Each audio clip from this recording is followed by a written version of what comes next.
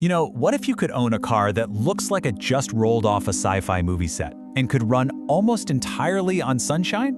Well, that reality might be a whole lot closer than you think. This right here is the Aptera, and it's promising nothing less than a revolution on three wheels. I mean, just look at this thing. It's this three-wheeled, teardrop-shaped vehicle that's making some wild claims, like going up to 1,000 miles on a single charge. And get this, for a lot of drivers, the built-in solar panels mean they might never have to plug it in. Ever. Just let that sink in for a second. A car that literally recharges itself while you're at work, just by soaking up the sun. It sounds like something straight out of science fiction, right? So here's the big question we're going to tackle. Is this a genuine game changer for transportation, or is the whole promise just too good to be true? Okay, to answer that, we've got to look at the two secrets behind Aptera's incredible claims. And it's not magic, it's just a really, really radical focus on physics. We're talking about aerodynamics and solar power. It all starts with a little something called the drag coefficient, or CD. It's just a number that measures how easily something, in this case a car, can slice through the air. For the Aptera, that number is 0.13. And let me tell you, that is an astonishingly low number. To put that into perspective for you, a super slippery car like a Tesla Model 3 has a COD of around 0.23. Your average SUV, that's going to be closer to 0.3 or even higher. As you can see, that difference is just massive. The SUV is basically fighting the air, wasting a ton of energy. The Aptera, with its teardrop shape, just glides right through. That's key number one to its insane efficiency. All right, so the second part of the secret is literally baked right into its skin. You see the roof, the hood, the dashboard. Pretty much every surface that faces the sky is covered in about 3 square meters of super high-efficiency solar cells. This isn't just some add-on, it is absolutely fundamental to the car's entire design philosophy.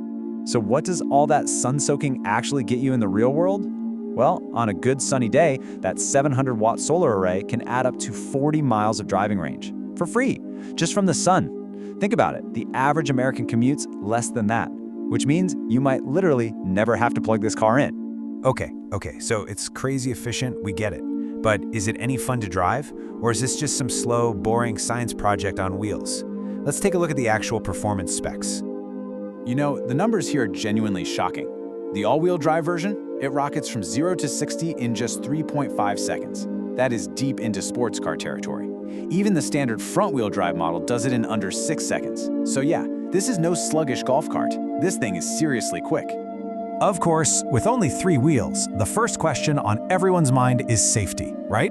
Well, Aptera's answer to that is building the passenger compartment as a survival cell using a composite of carbon fiber and Kevlar. It's a construction technique they've borrowed straight from Formula One racing, and it's designed to be even stronger than the steel cages in standard cars. Now, to put its efficiency in terms we can all wrap our heads around, the Aptera's energy usage is the equivalent of a gasoline car getting 350 miles per gallon. Let that sink in. 350. It's just a staggering figure that really drives home how little energy this vehicle sips. But look, with any product this revolutionary, you have to hit the pause button and separate the dream from the reality.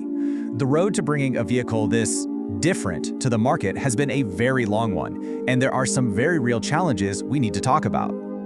This timeline really tells a story of huge ambition, but also big delays. I mean, this idea has been kicking around since 2007. The company was originally aiming for production way back in 2022, but now the new goal for getting cars to customers is late 2026. This history really highlights the enormous risk that comes with a startup trying to mass produce something so complex. So how does it actually stack up against a mainstream EV, like the base Tesla Model 3 that you see everywhere? Well, the price is almost identical, which is interesting. But look at the differences. Aptera gives you way more range, and of course that incredible solar charging ability. But here is the massive trade-off. You're sacrificing 3 seats. It's a clear choice, efficiency versus practicality. And that really brings us to the practical drawbacks, doesn't it? First, it's a 2-seater. That immediately rules it out for, well, most families. Second, that amazing solar charging is fantastic if you live in Southern California, but it's going to be a lot less effective in, say, cloudy Seattle. And finally, in some places, its 3-wheel design means it's legally classified as a motorcycle, which can create headaches with insurance and licensing. So, with all that in mind, the incredible innovation on one side and the very real limitations on the other. What are we supposed to make of the Aptera? Is this really a glimpse of the future of driving, or is it just a fascinating dead end? You know, the case for and against the Aptera is actually pretty clear-cut. On the pro side, you have efficiency and range that are just unmatched, the potential for true freedom on the grid, and super low running costs.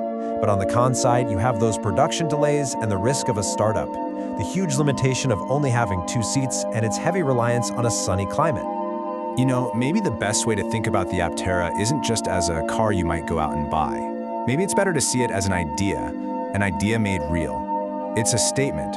It's pushing the absolute boundaries of what we thought was possible for vehicle efficiency, and it's forcing the entire industry to think differently. So we kind of end right back where we began. The Aptera represents this bold, uncompromising vision of a solar-powered future. It's definitely not for everyone, and let's be real, its success is far from guaranteed. But it really makes you wonder, doesn't it? Is this the kind of radical thinking we actually need to change how we move? So I'll leave you with this. Is this the future you want to drive?